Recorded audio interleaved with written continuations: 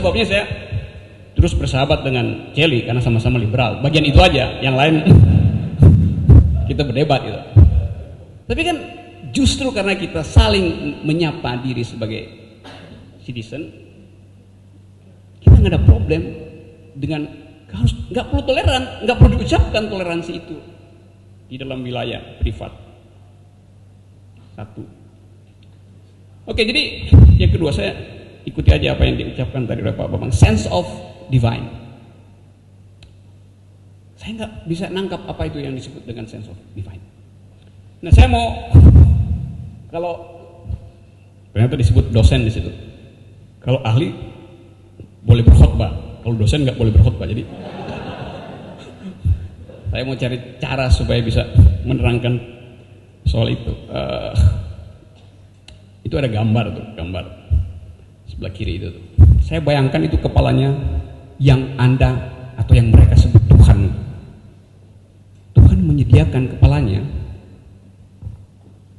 agar supaya dua anak bisa bermain di atas kepalanya. Dan saya menganggap bahwa kalau kita lihat sebelah kanan, itu sebelah kiri, sebelah kanan bentuk aslinya ada di sebelah kanan, saudara Poltak kepalanya. Itu teman saya tuh Poltak. Nah, ini dapat inspirasi dari Poltak nih. Jadi kelihatannya di dalam soal beragama, saya pakai pinjam teorinya Poltak itu, kita mengidap mazhab supply side. Supply creates its own demand.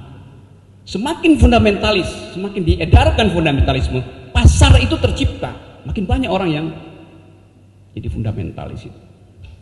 Karena soal tadi, kegenitan kita untuk mengedarkan semacam ide toleransi.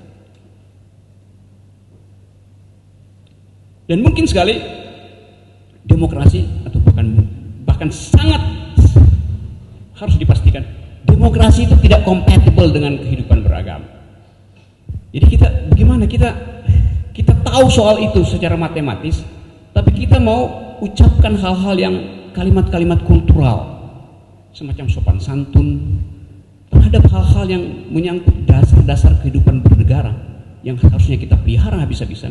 Sopan santun semacam presiden nggak boleh diedarkan. Sebab sopan santun terhadap hal-hal yang fundamental atas nama peradaban itu sama artinya dengan kita memberi kesempatan tumbuhnya kebiadaban dengan bersopan santun di wilayah itu. Jadi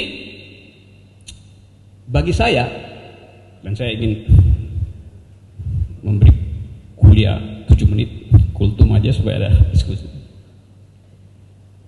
Demokrasi itu adalah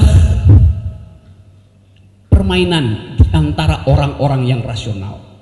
Dan karena itu sebenarnya demokrasi nggak memerlukan hukum. Di kita itu tiap kali dibuatkan hukum seolah orang yang demokratis tidak bisa berpikir untuk mengedit perilakunya, mengedit kecenderungan kriminalnya. Karena itu suplai hukum terus-menerus terjadi. Pada saat yang sama demokrasi mengecil, turun terus. Karena terus-menerus ada review di Mahkamah Konstitusi. Negara yang sangat demokratis, Mahkamah Konstitusinya mestinya nggak ada kasus. Karena demokrasi punya peralatan untuk menyelesaikan problemnya sendiri tanpa perlu hukum, apalagi agama. Jadi bagi saya demokrasi adalah permainan untuk orang-orang yang rasional, dan agama adalah aturan untuk orang-orang yang irasional.